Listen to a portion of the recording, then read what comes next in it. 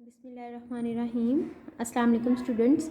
आज हम मुताले इस्लाम page number 36 पर सरगर्मी अलिफ़ और पेज नंबर 37 पर सरगर्मी बे करेंगे। चलिए स्टार्ट करते हैं। सरगर्मी अलिफ़, खाली जगह मुनासिब अल्फाज से पुर करें। स्टूडेंट्स, हमें कुछ अल्फाज दिए गए हैं, हमने इन अल्फाज की मदद से इन खाली जगहों को मुनासिब अल्फाज के साथ पुर करना है।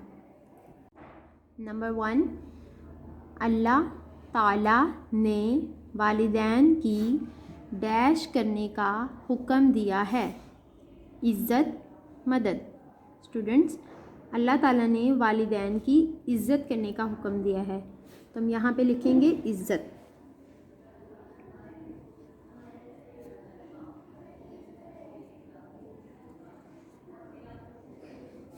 नंबर 2, डैश माँ के कदमों के नीचे है। जन्नत, दौलत। स्टूडेंट्स, जन्नत माँ के कदमों के नीचे है, तो हम यहाँ पे लिखेंगे जन्नत।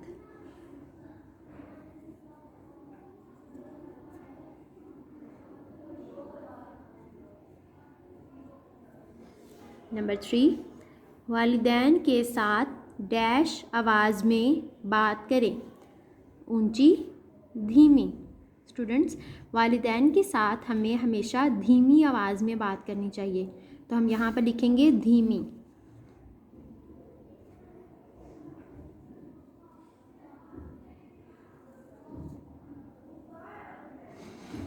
चलें अब सरगर्मी बे स्टार्ट करते हैं। कॉलम अलिफ को कॉलम बे से मिलाकर बयानात मुकम्मल करें। स्टूडेंट्स, हमें कॉलम अलिफ और कॉलम बे दिया गया है, हमने इनको आपस में मिलाना है और जुमले को मुकम्मल करना है। नंबर 1, जन्नत। स्टूडेंट्स, जन्नत माँ के कदमों के नीचे है, तो हम जन्नत को इसके साथ मिलाएंगे स्केल की मदद से।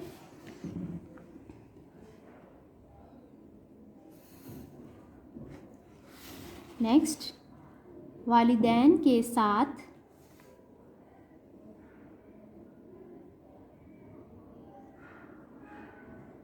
हुस्ने सलूक से पेश आना चाहिए, तो हम इसको इस कॉलम के साथ मैच करेंगे।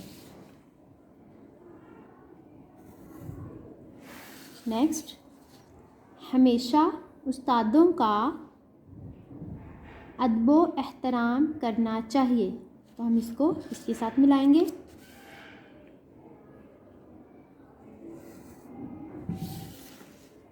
वालिदैन की इज़्ज़त करने से अल्लाह ताला खुश होता है, तो हम इसको इसके साथ मैच करेंगे। नेक्स्ट, हमें बुज़ुर्गों की खिदमत करनी चाहिए, इसको मिला देंगे इसके साथ। हमें पड़ोसियों का ख़याल रखना चाहिए, इसको इसके साथ मैच करेंगे।